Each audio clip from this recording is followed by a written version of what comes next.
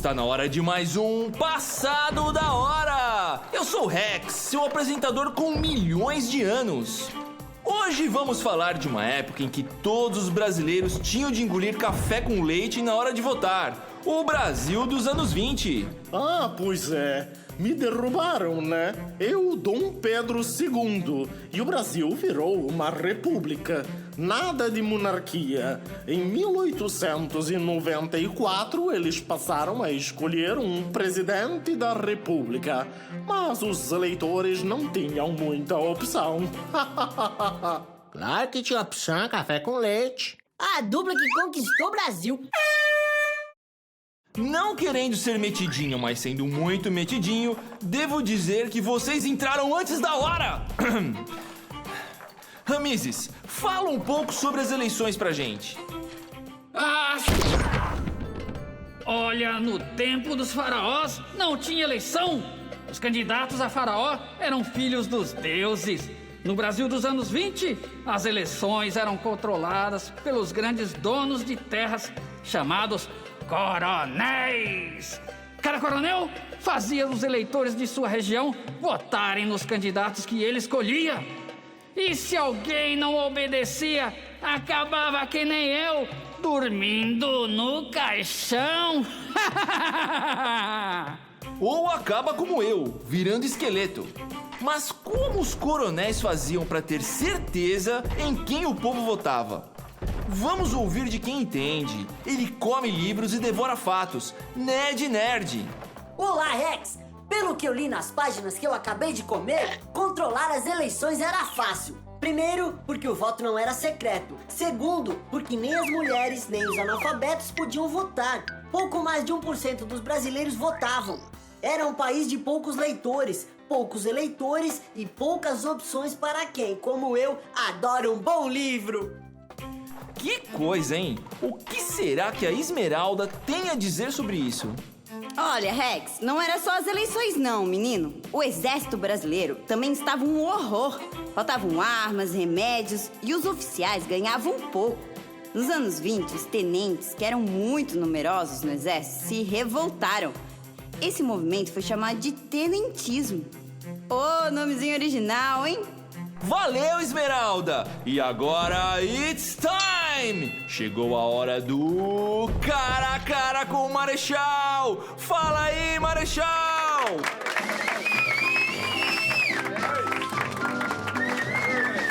Bem-vindos, telespectadores, a mais um Cara a Cara com o Marechal. Hoje com o ilustre turista desconhecido do passado que presenciou a revolta dos quartéis do Rio de Janeiro. Fala aí, ilustre! Ah, sim! Eu estava lá no meio das minhas férias e foi terrível.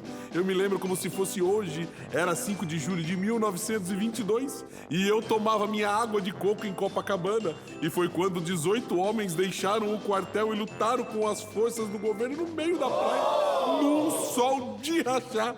E 16 deles morreram. Essa revolta ficou conhecida, Marechal, como os 18 do Forte. Nossa! Você deve ter sentido muito medo, não é? E aí você ficou famoso, foi? Não foi dessa vez que eu fiquei famoso, Marechal. Eu acabei me assustando e me engasguei com a água de coco. E no final, morri na praia, né? Nem ficou famoso e nem vai ficar. E agora, para terminar, uma última pergunta pessoal, se é que você me permite, Onde é que vão ser as suas próximas férias, hein? Num campo minado? Não precisa responder. Adeus, ilustre azarado, digo, desconhecido. E adeus, telespectadores de mais um Cara a Cara com o Marechal. Um programa onde só eu sou famoso. Férias frustradas à revanche. Ned, conta mais pra gente. Deixa comigo, Rex! Depois desse massacre, é claro que o clima entre o exército e o governo piorou mais ainda. Em julho de 1924, militares rebeldes ocuparam a capital paulista. Ai, Ned, os militares se deram mal, não foi? porque o avião, aquela maravilha inventada por Santos Dumont em 1906, já cruzava os céus do mundo. E finalmente eu podia agora ir pra América, na primeira classe. Mas o lado negro dessa história era que essa máquina também já tinha feito um estrago na Primeira Guerra, a Primeira Guerra Mundial na Europa. E lá no Brasil, o governo federal adorou usar esse novo brinquedinho contra os seus inimigos. São Paulo foi bombardeada, a população entrou em pânico. Ai, que horrível! Houve muitos assaltos, saques. Ai, um horror! Você tem razão, Ramona. No meio dessa confusão, os rebeldes deixaram São Paulo e fugiram para o interior. Em abril de 1925, eles juntaram forças com outras tropas rebeldes, vindas do Rio Grande do Sul. Essa união de forças criou a Coluna Prestes, que andou pelo Brasil até 1927, desafiando o governo federal. Que tal uma musiquinha pra relaxar? Som na caixa, Vitor Vitrola! Olá, caros ouvintes. Infelizmente, nos anos 20 eles não ouviam Elvis. Mas agora, para o deleite de todos, vamos sacudir o esqueleto ouvindo um hit de Charleston daquele tempo.